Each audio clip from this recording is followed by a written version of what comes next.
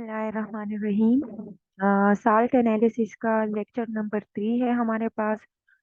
Lecture number 3 हमारे पास group 2 से related है। ग्रुप 2 में हमारे पास बेसिक रेडिकल्स जो हैं, दैट इज कॉपर है, mercury, lead, bismuth, cadmium, stannic, arsenic and stibium हमारे पास मौजूद है।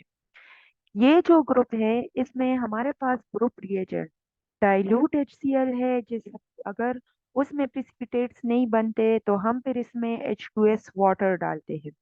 H2S गैस भी डाला जा सकता है, लेकिन H2S गैस के लिए हमारे पास क्या है कि अपरेटस उस तरह वेल डेवलप्ड अपरेटस नहीं होता, इसलिए हम मोस्टली यूज करते हैं फॉर कन्वीनियंस के लिए हम H2S वाटर को डालते हैं। जो बेसिक प्रिंसिपल हमारे पास है कि इस ग्रुप के सल्फाइड्स जो है वो एसिडिक मीडियम में इनसॉल्युबल होते हैं, और जो फॉर्म ऑफ प्रिसिपिटेट्स होते हैं वो हमारे पास इसमें क्या है, सल्फाइड्स है। अगर हमारे पास फर्स्ट ग्रुप एब्सेंट होगा तो उसी में हम क्या करेंगे, H2S गैस डालेंगे। हमारे पास क्या होगा कि ये जो है सल्फाइड्स बनाएंगे। लाइक ओरिजिनल सोल्यूशन जब हम सॉल्युबिलिटी के पॉइंट तक पहुंच जाते हैं तो उसके बाद हम क्या करते हैं, ओरिजिनल सोल्यूशन में स्मॉल अमाउंट में HCl डालते हैं, फिर उसी में हम H2S वाटर डालते हैं, प्रिसिपिटेट्स बनेंगे। Now which colour of precipitates are form? अगर ब्राइट येलो प्रिसिपिटेट्स बन जाए तो वो हमारे पास कैडमियम सल्फाइड होंगे।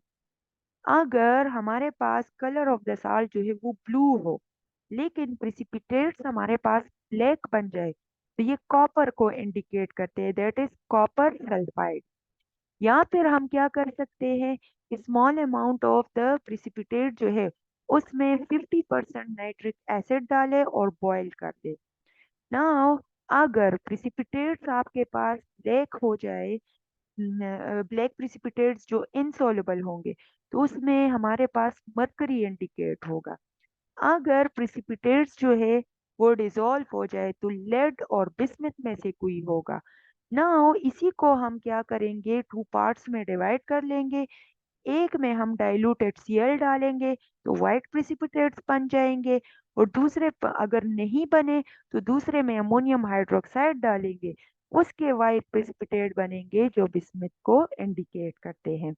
नाउ हम इस ग्रुप में, सेकंड ग्रुप में मोस्टली कलर्ड साल्ट देते हैं, दैट इज हम कॉपर का ही साल्ट दे देते हैं, क्योंकि सेकंड ग्रुप में हमारे पास कलर्ड साल्ट मिल रहा है तो हम इसी को ऑप्शन करते हैं। हमारे पास क्या है,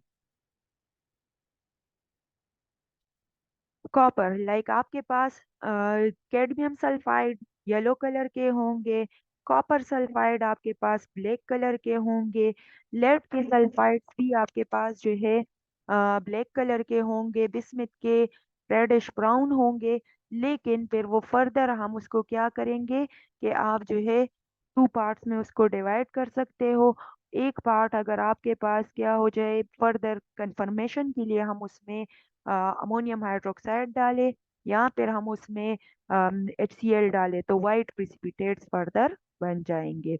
हमारे पास जो H2S के लिए अपरेटस यूज किया जाता है वो किप्स अपरेटस है।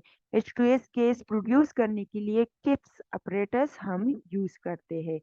अच्छा, तो टेस्ट जो है कॉपर के लिए हम क्या करते हैं कि कलर ऑफ द साल्ट जो है वो हमारे पास ब्लू कलर है, सो कॉपर इज इंडिकेटेड, क्योंकि कॉपर का कलर ही हमारे पास ब्लू होता है। फिर स्मेल ऑफ द साल्ट जो है, तो इसका कोई कैरेक्टरिस्टिक स्मेल नहीं है। वो कब होगा, जब हमारे पास कोई अमोनियम का साल्ट हो जो बिलोंग करता है ग्रुप 6 से, या फिर कॉपर का जो एनाइन कोई एसीटेट हो कोई, या फिर आपके पास सल्फाइड वगैरह हो, तो फिर हमारे पास क्या होगा, उसका करेक्टरिस्टिक स्मेल होगा। यहाँ पे हमें नहीं पता कि कॉपर का हम कौन सा साल्ट देंगे, कॉपर क्लोराइड देंगे, कॉपर एसीटेट देंगे, कॉपर सल्फाइड देंगे, या फिर हम कॉपर सल्फेट दे देंगे, कोई भी साल्ट हो सकता है। ठीक है, तो हमारे पास colour order of the salt जो है वो डिपेंड करेगा एनाइन पे। ठीक है, फिर इसके बाद हमारे पास फिजिकल स्टेट आ जाती है। कॉपर का साल्ट भी क्रिस्टलाइन होता है बट ये लाइटर इन नेचर होता है। तो इन्फेरेंस में हम क्या कहते हैं कि heavy salts are absent.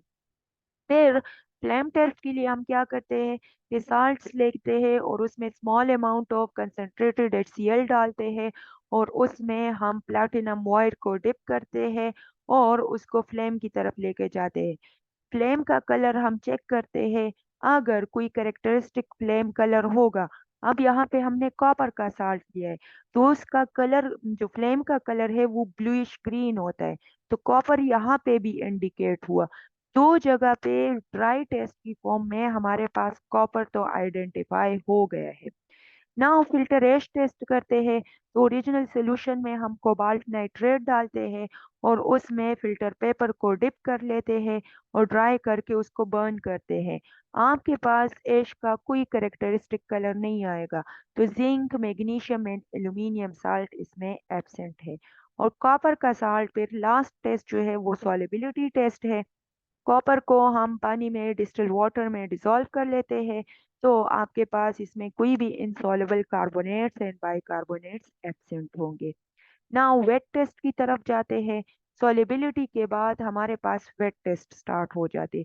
Original solution में से स्मॉल अमाउंट में लेते हैं, उसमें डाइल्यूट HCl डालते हैं, कोई प्रिसिपिटेट नहीं बनते, फर्स्ट ग्रुप हमारे पास एब्सेंट होगा।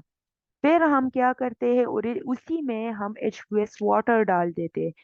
Brownish black precipitate of copper sulphide बन जाएंगे, जो सेकंड ग्रुप को मतलब जो हमारे पास इंडिकेट करता है कि ये सेकंड ग्रुप प्रेजेंट है और कॉपर आइडेंटिफाई हो गए। Now confirmatory test of copper करना करते हैं हम। तो हमारे पास क्या है, ओरिजिनल सॉल्यूशन में स्मॉल अमाउंट में अमोनियम हाइड्रोक्साइड डालते हैं पहले थोड़ा सा डाल देते हैं, फिर उसको एक्सिस में लेके जाते हैं। Light blue precipitate of copper hydroxide will be form, copper confirm हो जाएगा। सिमिलरली ओरिजिनल सॉल्यूशन में हम सोडियम हाइड्रोक्साइड डालते हैं, blue precipitate of copper hydroxide will be form, जो हमारे पास क्या करते हैं, कॉपर को आइडेंटिफाई कर लेते हैं। ये जो है हमारे पास सोडियम हाइड्रोक्साइड का टेस्ट है और ये हमारे पास अमोनियम हाइड्रोक्साइड का रिजल्ट होगा। तो इस तरीके से हम क्या करते हैं कि जो गिवन साल्ट है उसके बारे में हमें पहले से पता नहीं होगा, लेकिन जो हम ऑब्जर्वेशन करेंगे उससे हम कंक्लूड करेंगे कि गिवन साल्ट का बेसिक रेडिकल जो था वो हमारे पास क्या था, कॉपर था।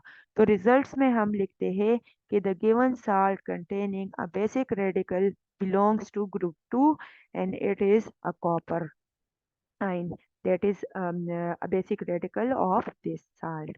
So ये हमारे पास क्या था, साल्ट नंबर 2 था।